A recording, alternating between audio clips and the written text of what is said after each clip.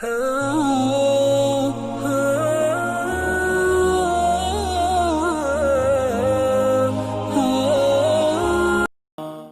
سے کہتا ہوں کہ اپنے بچوں کو عزت دو، عزت دو، عزت دو، عزت دو۔ پھر آپ سے زندگی کے بڑے فیصلے ہیں شادی۔ اب لوگ اکٹھے پڑھتے ہو لڑکے لڑکیاں، اپنی شادی کے فیصلے خود نہ کرو، اپنے ماں باپ کے حوالے کرو۔ اس میں شرافت بھی ہے، اس میں برکت بھی ہے، اس میں رحمت بھی ہے، اور اس میں والدین کی دعائیں بھی ہیں۔ کورٹ میرج کو ہوا نہ دو۔ Boyfriend girlfriend culture ہمارا نہیں ہے۔ میرے نبی کے طریقے میں مرد اور عورت کا صرف نکاح سے تعلق ہے، اس کے علاوہ سب جہنم کی آگ ہے۔ اور والدین سے کہتا ہوں کہ اپنے بچوں سے پوچھ کے رشتے کرو، زبردستی مت کرو۔ میرا معاشرہ بہت سنگین قسم کے جرم کا شکار ہے، بچوں پہ مسلط کر دیتے ہیں، ایتھے ہی کرنی ہے، جٹائیں چی کرنی ہے، بٹائیں چی کرنی، پتہ نہیں آئے کتوں ہیں جٹ بٹ۔ چلو تم ناراض نہ ہو، راجپوتائیں چی کرنی، میں راجپوت ہوں، میں اپنی قوم کو بھی رگڑ دیتا ہوں، راجپوتائیں چی کرنی، اگاں کرنی ہی کوئی نہیں۔ یہ ظلم و ستم اولاد پہ مت کرو، اپنی بچی سے پوچھو، اگر بیٹی ہاں کرے تو پھر قدم اٹھاؤ، اگر بیٹی کہہ دے میں نہیں کرنا چاہتی تو وہ نافرمان نہیں ہے۔ اللہ کے واسطے میری سنو، صرف تم نہیں سن رہے ہو، اس کیمرے سے لاکھوں کروڑوں لوگ سن رہے ہیں۔ اگر بیٹا یوں کہہ دے کہ ابا میں نے یہاں شادی نہیں کرنی، میرا جی نہیں چاہتا ہے، تو وہ بیٹا نافرمان نہیں ہے، فرما بردار ہے، اس نے شریعت کا حق استعمال کیا ہے۔ اب ایسا ظلم مت کرو کہ نہیں اتھے ہی کرنی ہے، اتھے گھروں نکل جا۔ زندگی تم نے تو نہیں گزارنی، زندگی تو بچے نے گزارنی۔ میں قربان جاؤں، ایک حدیث سنو پہلے، پھر اگلی بات سناتا ہوں۔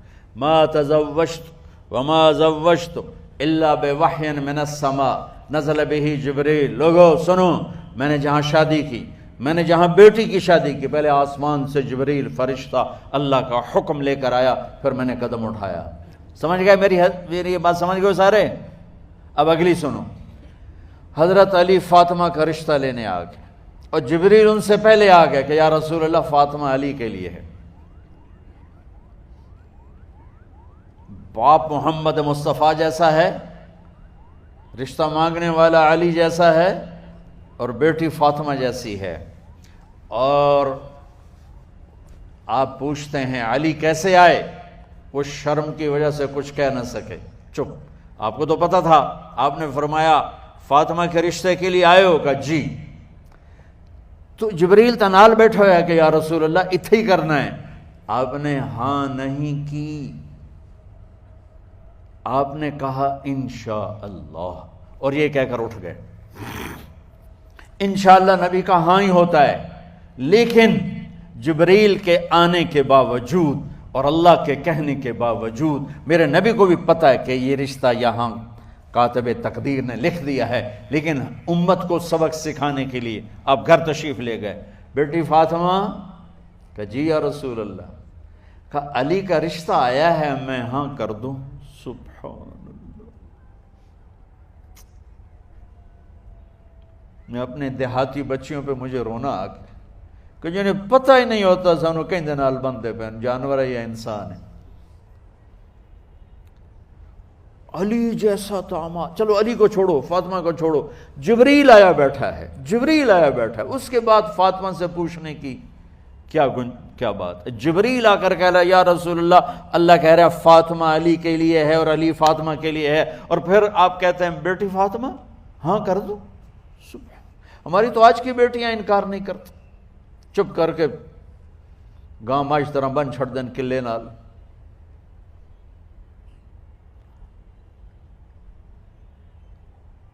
کوئی ان کے اندر کے جذبات کو سننے والا کوئی نہیں ہوتا، اپنی انانیت پر یہ فیصلے کرتے ہیں، اور میرا نبی کہہ رہا بیٹی ہاں کر دو۔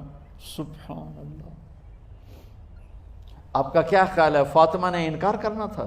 یہ بیٹیاں نہیں انکار کرتی تو فاطمہ نے کہاں کرنا تھا؟ لیکن یہ سبق دینا تھا ان والدین کو جو نادانی میں نادانی کے فیصلے کر کے اولاد کو ہمیشہ ایک ٹھنڈی آگ میں دھکا دے دیتے ہیں۔ حضرت فاطمہ رضی اللہ تعالیٰ عنہا نے جب ہاں کی پھر آپ باہر نکلے۔ اچھا مزے کا واقعہ ہو، حضرت علی اٹھ کے باہر نکلے تو صحابہ باہر کھڑے انتظار کر رہے تھے کہ کیا ہوا۔ حضرت علی کو بھیجنے والے تھے عبد الرحمن بن عوف۔ پہلے ابو بکر گئے تو آپ نے انکار کر دیا، عمر گئے رشتہ مانگا، آپ نے انکار کر دیا۔ عبد الرحمن بن عوف نے علی سے کہا آپ جائیں، آپ کا رشتہ رد نہیں ہوگا۔ کہنے لگے میرا تو ذاتی گھر بھی کوئی نہیں، مجھے کہاں سے رشتہ ملے گا، میں تو بالکل غریب ہوں۔ کہا نہیں تم جاؤ۔ تو واپس آتے انہوں نے عبد الرحمن بن عوف پہ چڑھائی کر دی، وہ کیا ہے نا تو مینوں گلے آئی، انکار ہو گیا۔ تو صحابہ نے پوچھا کیا ہوا؟ کہا کچھ کہا ہی نہیں، چپ کر کے اٹھ گئے۔ تو عبد الرحمن بن عوف کہنے لگے کچھ بولے صحیح، کہ بس اتنا کہا انشاءاللہ، کہا تو مبارک ہو، نبی کا انشاءاللہ ہاں ہوتا ہے۔ کہا اچھا تو اتنے میں آپ باہر تشریف لے۔ کہا علی، کہا جی، کہا لو بلاؤ، لوگوں کو بلاؤ۔ ساری مسجد بھر گئی، آپ کی ساری مسجد فل ہو گئی۔ آپ ممبر پہ کھڑے ہوئے علی کو سامنے بٹھایا، کہا لوگو یہ جبریل میرے پاس اللہ کا پیغام لائے ہیں کہ میں فاطمہ بنت محمد کا نکاح علی بن ابی طالب کے ساتھ کر دوں۔ پھر آپ نے خطبہ پڑھا اور کہا کہ علی، ہائے ہائے ہائے، میں نے فاطمہ بنت محمد کو 400 درہم مہر کے عوض تیرے نکاح میں دیا، تو نے قبول کیا؟ حضرت علی نے زور سے نعرہ لگایا میں نے قبول کیا، اور سجدے میں چلے گئے، اللہ کا شکر کا سجدہ ادا کیا۔ پھر میرے نبی نے وہیں سارے مجمع کو شہد کا شربت پلایا اور تازہ کھجوریں کھلائیں۔ اور پھر جب رخصتی ہوئی تو آپ نے حضرت علی سے فرمایا کہ آپ آ کے لے جاؤ۔ پھر آپ نے حضرت ام سلمہ، حضرت حفصہ اور جناب حضرت عائشہ رضی اللہ تعالیٰ عنہ، ان تینوں کو بلا کر فرمایا تمہیں پتہ ہے نا مجھے فاطمہ سے کتنا پیار ہے، تو تم فاطمہ کو دلہن بناؤ، اس کی تیاری کرواؤ، اسے دلہن بناؤ۔ تو ان تینوں نے حضرت فاطمہ کو دلہن بنایا۔ پھر آپ نے حضرت علی کو پیغام بھجوایا، وہ تشریف لائے، اپنی اونٹنی لے کر آئے، حضرت عقیل ساتھ ہے، سلمان فارسی ساتھ ہے، اور دروازے پر اونٹنی بٹھائی، آپ علی کو اندر لے گئے اور یوں فاطمہ کا ہاتھ پکڑ کے علی کے ہاتھ میں دے کر فرمایا علی تمہیں نبی کی بیٹی مبارک۔ سبحان۔ پھر آپ نے کہا میری بیٹی فاطمہ، مجھے اپنے خاندان میں جو سب سے زیادہ محبوب تھا میں نے تیرا ہاتھ اس کے ہاتھ میں دے دیا ہے۔ والدین سے کہتا ہوں اپنے نبی کی زندگی پڑھو۔ میرا درد ہے کہ ہماری ثقافت میں اسلام داخل نہیں ہوا، ہمارے عبادت میں اسلام آ گیا۔ بہت سارا مجمع مرد عورتوں کا نمازی ہے، حاجی ہے، عمرے کرتے ہیں، لیکن ثقافت میں نبوت کی جھلک دکھائی دے، ثقافت میں اللہ کا نبی دکھائی دے، وہ نہیں ہے۔ زندگی بیت گئی اس انتظار میں، مدت سے لگ رہی تھی لب بام ٹک ٹکی، تھک تھک کے گر گئی نگہ انتظار آج، پتہ نہیں کب صبح ہوگی۔